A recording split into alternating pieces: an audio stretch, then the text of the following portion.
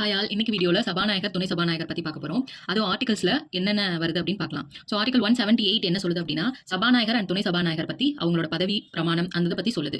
And article 179 என்ன சொல்லுது அப்படின்னா, சபாநாயகரோ துணை சபாநாயகரோ எப்படி அந்த பதவியை ராஜினாமா பண்ணலாம், இல்லை அவங்களுக்கு அந்த பதவி எப்படி துறப்பாகும் அப்படிங்கிறத பற்றி கூறுது. சப்போஸ் சபாநாயகர் வந்து ராஜினாமா பண்ணார் அப்படின்னா, அந்த ராஜினாமா லெட்டரை துணை சபாநாயகர்ட்டையும், துணை சபாநாயகர் ராஜினாமா பண்ணால் அந்த லெட்டரை வந்து சபாநாயகர்ட்டையும் கொடுக்கணும். அண்ட் ஆர்டிகல் 180 என்ன சொல்லுது அப்படின்னா, சபாநாயகர் இல்லாத போது துணை சபாநாயகர் தான் அவையை நடத்துவார் அப்படின்னு சொல்லுது.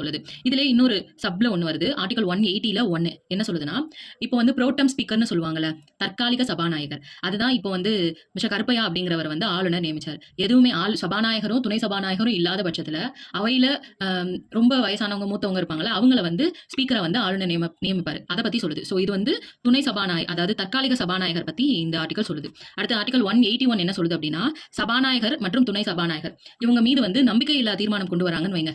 இவருக்கு வந்து அவையை வந்து ஒழுங்கா நடத்த மாட்டாரு, ஒரு சைடே ஒரு சாரமா சொல்றாரு அப்படின்ற மாதிரி நடந்துச்சு, நம்பிக்கையில்லா தீர்மானம் கொண்டு வந்தாருன்னா, அப்போ வந்து இவர் வந்து சபாநாயகரா உட்காந்து அங்க எந்த ஒரு விவாதமும் நடத்த முடியாது. அப்போ வந்து அவர் எப்பயும் போல ஒரு எம்எல்ஏவா உட்காந்துருவார்.